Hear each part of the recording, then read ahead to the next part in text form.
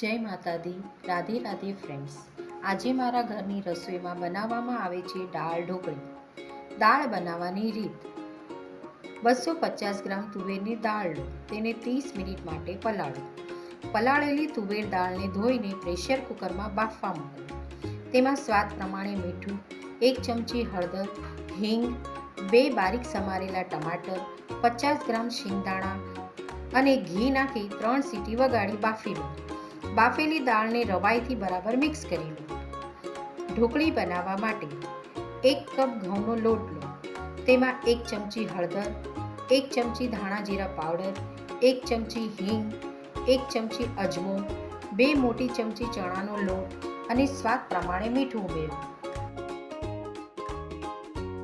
આ લોટમાં 2 ચમચી તેલ ઉમેરી સરખું મિક્સ કરો અને જરૂર મુજબ પાણી નાખીને કડક લોટ બાંધો।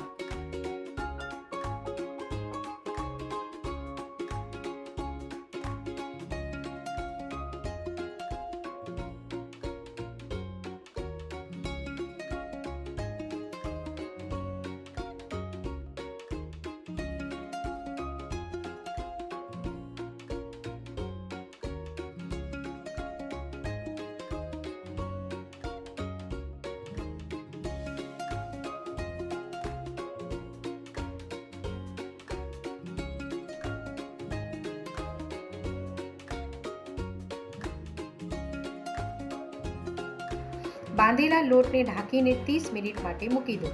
હવે ઢોકળીનો લોટ તૈયાર છે। લોટના નાના લુવા કરી પાતળી રોટલી વણી તેને ડાયમંડ શેપમાં કટ કરો। આ ઢોકળીને તમે તમારા પસંદનો આકાર આપી શકો છો।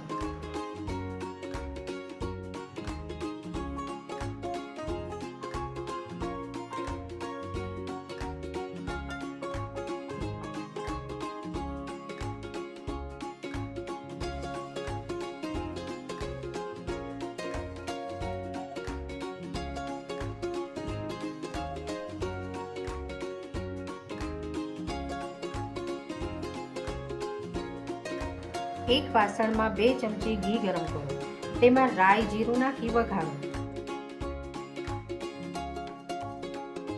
પછી તેમાં 1 ચમચી હળદર, 1 ચમચી ધાણા જીરા પાવડર, 1 ચમચી ગરમ મસાલો, 2 ચમચી આદુ લસણ લીલા મરચાં બારીક સમારેલા અને થોડા કડી પત્તાના પાન નાખો। પછી તેમાં 1 ચમચી કશ્મીરી લાલ મરચું પાવડર અને સ્વાદ પ્રમાણે મીઠું ઉમેરો અને સરખું મિક્સ કરી લો। હવે તેમાં 2 કપ પાણી ઉમેરી ઉકળવા દો।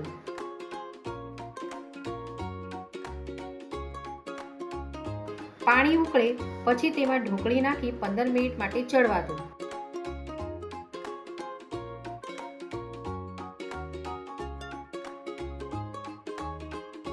ઢોકળી થોડી સોફ્ટ થાય એટલે તેમાં ઉકાળેલી દાળ ઉમેરો અને સરખું મિક્સ કરો। ખાટી મીઠી ઢોકળી બનાવવા માટે ગોળ આમળીનું પાણી ઉમેરી શકો છો। હવે ઢોકળીને દાળમાં 10 મિનિટ માટે ઉકાળો। એક તડકા પેનમાં 1 ચમચી ઘી ગરમ કરો, તેમાં 1 ચમચી જીરું અને થોડા સૂકા લાલ મરચાં ઉમેરી પછી તેમાં અડધી ચમચી કશ્મીરી લાલ મરચાં પાવડર નાખી મિક્સ કરો।